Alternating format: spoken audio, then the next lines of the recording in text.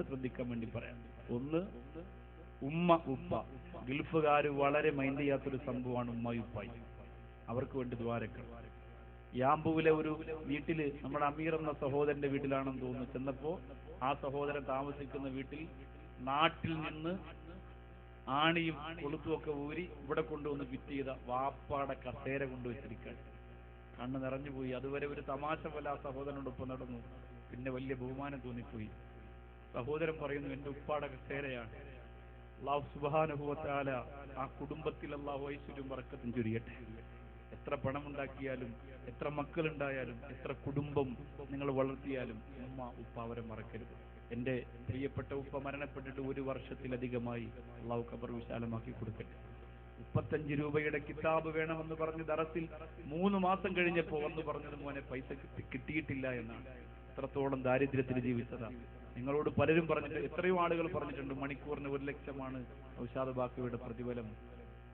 വണ്ടിയിൽ നിന്ന് ഇറങ്ങണമെങ്കിൽ ചെക്ക് ഒപ്പിട്ട് കൊടുക്കണം. പിന്നെ അണ്ടിപ്പരിപ്പ്, കശുവണ്ടി നെയ്യിൽ മുക്കിയിട്ട് നൂലിൽ കെട്ടി ഞെട്ടി വാക്കിയതിട്ട് കൊടുക്കണമെങ്കിൽ പ്രസവിക്കുള്ളൂ എന്നൊക്കെ പറഞ്ഞിട്ടില്ല. എത്ര എന്തെല്ലാം പറയും. ഭക്ഷണം പോലും ഇപ്പോൾ സംഘാടകരുടെ അടുത്തുനിന്ന് നാട്ടിൽ പ്രസംഗിക്കാൻ പോയാൽ കഴിക്കലില്ല. ഒരു നിബന്ധനയും പറയില്ല. ആകെ ഒരു മൈക്കും ഗ്ലാസ് ചൂടുവെള്ളം ചിലപ്പോൾ നിർത്താൻ നിങ്ങളൊരു അവസരം തന്നാൽ കുടിക്കുക, അല്ലെങ്കിൽ അതും കുടിക്കുക. ഇതൊക്കെ ഒരു പൊരുത്തമാണ്, ഇതൊരു തൗഫീഖാണ്. ഒരു മനുഷ്യന്റെ കഴിവല്ല. അൽഹംദുലില്ലാഹ് പറഞ്ഞ് കയറി നിന്നാൽ 2 മണിക്കൂർ 3 മണിക്കൂർ പ്രസംഗിക്കുന്നത് ഉസ്താദ് നേരത്തെ പറഞ്ഞതുപോലെ കഴിവുള്ളവർക്ക് ചിലപ്പോൾ കഴിയണമെന്നില്ല, അറിവുള്ളവർക്ക് ചിലപ്പോൾ. അതൊരു തൗഫീഖാണ്. അല്ലാഹു തആല നിലനിർത്തി തരാൻ വേണ്ടി നിങ്ങൾ ദുആരക്കുക. ഇൽമു പറഞ്ഞുകൊണ്ടിരിക്കുമ്പോൾ മരിക്കണം എന്നതാണ് ജീവിതത്തിലെ വലിയ ആഗ്രഹം. അല്ലാഹു അത് സാധിപ്പിച്ചു തരുമാറാകട്ടെ. എന്റെ പ്രിയമുള്ളവരെ, ഇൽമിനൊരു ബറക്കത്തും ഐശ്വര്യവും. അതാണ് അല്ലാഹു, ആ ഐശ്വര്യവും ബറക്കത്തുമാണ് അല്ലാഹു നമുക്ക് നിലനിർത്തി തരേണ്ടത്. അതുകൊണ്ട് ഉമ്മ ഉപ്പ മക്കൾ അതൊന്നും നിങ്ങൾക്ക് നഷ്ടപ്പെടരുത്. കുറെ പണമുണ്ടാക്കി അതിന് കുറെ കല്ലും കട്ടയുറക്കി നാട്ടിലൊരു വലിയ വീട് വെച്ചു, എന്നിട്ടൊരു വലിയ വാഹനം എടുത്തിട്ട് ആ വീട് അടച്ചു കുടുംബമായിട്ട് ഇവിടെ വന്ന് കിടന്ന് എല്ലാം നഷ്ടപ്പെട്ടു പോകരുത്. ഉമ്മ വേണം, ഉപ്പ വേണം, മക്കൾ വേണം, ഭാര്യ വേണം, സഹോദരങ്ങൾ വേണം. കുടുംബ ബന്ധം ചേർത്ത്. ഭാര്യ പലതും പറയും, ഉമ്മ പലതും പറയും, അമ്മായി പലതും പറയും, കൂട്ടുകാര് പലതും പറയും, കുടുംബക്കാര് പലതും പറയും. പക്ഷെ നിങ്ങൾ സൂക്ഷിക്കേണ്ടത് ലാ യദ്ഖുൽ ജന്നത്ത ഖാതിഉൻ, കുടുംബ ബന്ധം മുറിക്കുന്നവർക്ക് സ്വർഗമില്ല എന്ന്. ഭർത്താവിന്റെ കുടുംബമാവട്ടെ, ഭാര്യയുടെ കുടുംബമാവട്ടെ, ഉമ്മ ഉപ്പ വഴിയായുള്ള ബന്ധുക്കളാകട്ടെ, അവരുമായി പിണങ്ങിയിരിക്കരുത്. ഒരു ഫോൺ കോൾ, നാളെ രാവിലെ അല്ലെങ്കിൽ ഇന്ന് രാത്രി സുഖമാണോ, എന്ത് വിശേഷം, എനിക്ക് പിണക്കൊന്നുമില്ല എന്ന് പറയണം. മരണം എപ്പോഴെന്ന് പറയാൻ പറ്റില്ല. സൗദി അറേബ്യയിലെ ജിദ്ദയിലാണ് എന്റെ പ്രിയപ്പെട്ട ഭാര്യയുടെ ജ്യേഷ്ഠത്തിയുടെ ഭർത്താവ് കിടക്കുന്നത്. അല്ലാഹു എത്രയോ ത്യാഗം ചെയ്ത് ജീവിച്ച സഹോദരന്. ഒരു മോള് മാത്രമേ ഉള്ളൂ, 6 വയസ്സുണ്ട്, ആമിന എന്ന ആ കുഞ്ഞുമോൾക്ക്. ഉപ്പയില്ല. ഉപ്പ ഗൾഫിലേക്ക് പോയിട്ട് ഇനിയും ലീവിന് വന്നിട്ടില്ല എന്ന് പറഞ്ഞ് പരാതിയുമായി കഴിയുമ്പോൾ ഉപ്പ മരണപ്പെട്ടിട്ട് 1 വർഷം കഴിഞ്ഞു. എന്റെ പ്രിയപ്പെട്ടവരെ, വാഹനാപകടത്തിൽ ജിദ്ദയിലാണ് ഖബറടക്കം നടത്തിയത്. അല്ലാഹു തആല ഖബർ വിശാലമാക്കി കൊടുക്കട്ടെ. അതുകൊണ്ട് നിങ്ങളോട് എനിക്ക് പറയാനുള്ളത്, ഗൾഫിൽ വെച്ച് മരിച്ച് നാട്ടിലേക്ക് കൊണ്ടുപോകുന്ന ഒരു അവസ്ഥ വരാതിരിക്കാൻ നിങ്ങൾ ദ്വാരക്കണം. നിങ്ങളുടെ മക്കൾ അത്ര നിങ്ങളെ സ്നേഹിക്കുകയാണ്. ഗൾഫിൽ നിന്ന് നിങ്ങൾ നാട്ടിൽ വന്ന് 2 മാസം നിന്നിട്ട് അവിടെ നിന്ന് തിരിച്ചു വരുമ്പോൾ രാത്രിയാണ് പല ഗൾഫുകാരും വരാൻ വേണ്ടി സമയം തിരഞ്ഞെടുക്കുക. എന്തിനെന്നറിയോ? മക്കൾ ഉറങ്ങുമ്പോൾ വരാലോ ഉസ്താദ്. മക്കൾ ഉറങ്ങുമ്പോൾ വരാലോ. മക്കൾ ഉണർന്നിരിക്കുമ്പോൾ അവരോട് യാത്ര പറഞ്ഞു വരുമ്പോൾ ഒരു സങ്കടമാണ്. അവരെ ടാറ്റ പറഞ്ഞാലും സലാം പറഞ്ഞാലും സങ്കടമാണ്. അവർ ഉറങ്ങിക്കിടക്കുമ്പോൾ അവരെ കവളത്ത് കണ്ണീരോടെ മുത്തം കൊടുത്ത് അവിടെ നിന്ന് രാത്രി വരുമ്പോൾ അവര് കരയില്ലല്ലോ. അതിനുവേണ്ടി പലരും ഗൾഫിൽ നിൽക്കുന്ന ലീവിന് പോയിട്ട് തിരിച്ചു വരുമ്പോൾ രാത്രിയാണ് വരിക. ആ സ്നേഹവും ബന്ധവും നാളെ നിങ്ങൾക്ക് പരലോകത്ത് കിട്ടണം. നിങ്ങൾ മരണപ്പെട്ട് ഖബറിന്റെ അടുത്ത് നിങ്ങളെ മയ്യത്ത് കൊണ്ടുവച്ചിട്ട് എന്റെ ഉപ്പാക്ക് സ്വർഗം കൊടുക്കണേ അല്ലാന്ന് ഖബറിന്റെ അടുത്ത് നിന്ന് പോകാൻ കഴിയാതെ ആ മക്കൾ ദ്വാരക്കും. അല്ലെങ്കിൽ ഇതൊന്നും ഒരു ഉപയോഗത്തിൽ വരില്ല. അതുകൊണ്ട് അതൊക്കെ മനസ്സിൽ വെക്കണം. മക്കളെ പഠിപ്പിക്കണം. ഉമ്മായോട് ഉപ്പായോട് സ്നേഹം വേണം. അവര് വെറുക്കട്ടെ, അവര് ചീത്ത എന്തോ ചെയ്യട്ടെ, അതൊന്നും നിങ്ങൾ അറിയണ്ട. നിങ്ങളുടെ ബാധ്യത, നിങ്ങളുടെ ദൗത്യം ഇൻഷാ അല്ലാഹ് നിങ്ങൾ പാലിക്കണം. അല്ലാഹു തൗഫീഖ് തരട്ടെ. ബഹുമാനപ്പെട്ട സയ്യിദ് സാദിഖ് അലി ശിഹാബ് തങ്ങളെ ഇൻഷാ അല്ലാഹ് മുസാഫഹത്ത് നടത്തി കൊടുക്കുന്ന പ്രിയപ്പെട്ട സഹോദരങ്ങൾക്ക് അർഹമായ പ്രതിഫലം നീ കൊടുക്കണേ അല്ലാഹ്. അല്ലാഹുവേ പടച്ചവനെ, നമ്മുടെ സജീവ പ്രവർത്തകനായ മരണപ്പെട്ടു പോയ ദേശമംഗലം സ്വദേശിയായ ഒനി എന്ന പ്രിയപ്പെട്ട സഹോദരനെ നീ ആത്മീയതയുടെ ഒനിയിൽ എത്തിക്കണേ തമ്പുരാനെ. അല്ലാഹുവേ പടച്ചവനെ, ഞങ്ങളുടെ പല സുഹൃത്തുക്കൾ ഖബറുകളിലാണ്. ഞങ്ങളെ പറഞ്ഞ കൂട്ടുകാരും അല്ലാഹുവെ പള്ളിപ്പറമ്പുകളിലാണ്. അവർക്ക് ഈ വലിയ മജ്‌ലിസിന്റെ ദുആ എത്തിച്ചു കൊടുക്കണേ അല്ലാഹ്. ഈ റിയാദിൽ ജോലി ചെയ്യുന്ന, ദമാമിൽ ജോലി ചെയ്യുന്ന, സൗദി അറേബ്യയിൽ ജോലി ചെയ്യുന്ന ഒരുപാട് സഹോദരങ്ങൾ അല്ലാഹ് ഈ സദസ്സിൽ വന്ന് വേദനയോടെ നാണയത്തൊട്ടിട്ടവരുണ്ട്, ഒരു ചെറിയ സുതക്കിട്ടവരുണ്ട്. അവർക്കൊന്നും ഒരു നഷ്ടവും നീ കൊടുക്കല്ലല്ല. ഈ ദുആ നീ സ്വീകരിക്കണേ അല്ലാ, ദുആ നീ സ്വീകരിക്കണേ അല്ലാ.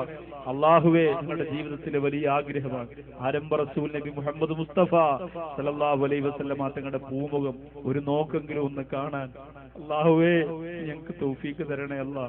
യോഗ്യതയില്ലാത്ത ജാഹിലീങ്ങളാണെന്നറിയാം, എങ്കിലും ഇത്രയും വലിയ മജ്‌ലിസിനെ വെച്ചുകൊണ്ട് ചോദിക്കുമ്പോ നീ ഔദാര്യവാനാണല്ലോ അല്ലാ, ദയാലുവാണല്ലോ അല്ലാ, അർഹമുർ റഹീമാണല്ലോ അല്ലാ, സ്നേഹമുള്ളവനാണല്ലോ അല്ലാ, കാരുണ്യമുള്ളവനാണല്ലോ അല്ലാ.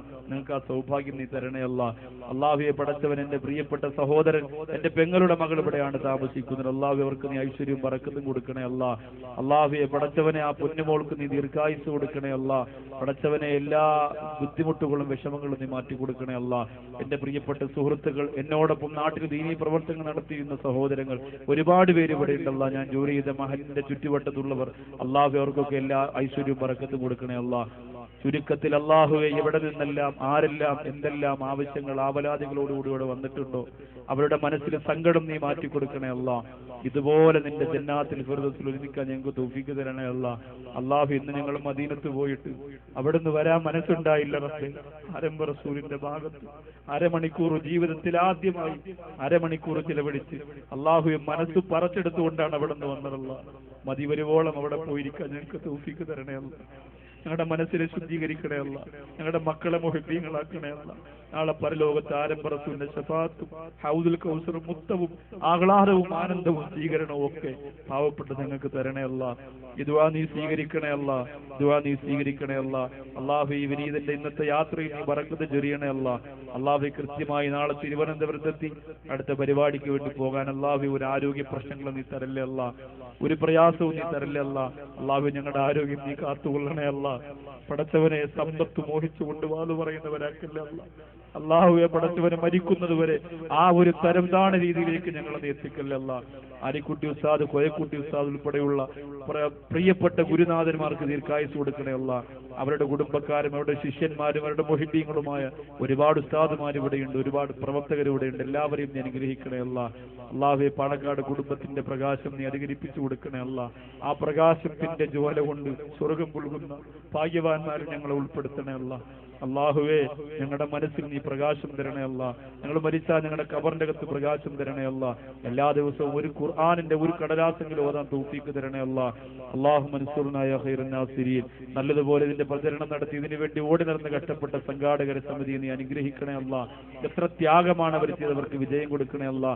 നല്ലതുപോലെ മൈക്ക് തെറ്റി ക്രമീകരിച്ച പ്രിയപ്പെട്ട പ്രവർത്തകർക്ക് വിജയം കൊടുക്കണേ അല്ലാ. ഈ ദുആ നീ സ്വീകരിക്കണേ അല്ലാ. എത്രയും പെട്ടെന്ന് അല്ലാഹുവേ, കരിങ്കലത്താണിയുടെ ഹിഫ്ളുൽ ഖുർആൻ സ്ഥാപനം നീ വളർത്തിക്കൊണ്ട് വരണേ അല്ലാ. അല്ലാഹു, അവിടെ ഒരു ആയത്തൊരു കുട്ടി ഇരുന്ന് പഠിച്ചാൽ അതിന്റെ പുണ്യം ഈ സൗദി അറേബ്യയിൽ അതിനുവേണ്ടി നല്ല മനസ്സുകൊണ്ട് സ്വതക്ക ചെയ്ത മുഴുവൻ ആളുകൾക്കും നീ കൊടുക്കണേ അല്ലാ. ബിഫദ്ലി സല്ലല്ലാഹു അലാ മുഹമ്മദ് സല്ലല്ലാഹു അലൈഹി വസല്ലം. അല്ലാഹുമ്മ സ്വല്ലി അലാ മുഹമ്മദ് യാ റബ്ബി സല്ലി അലൈഹി വസല്ലം.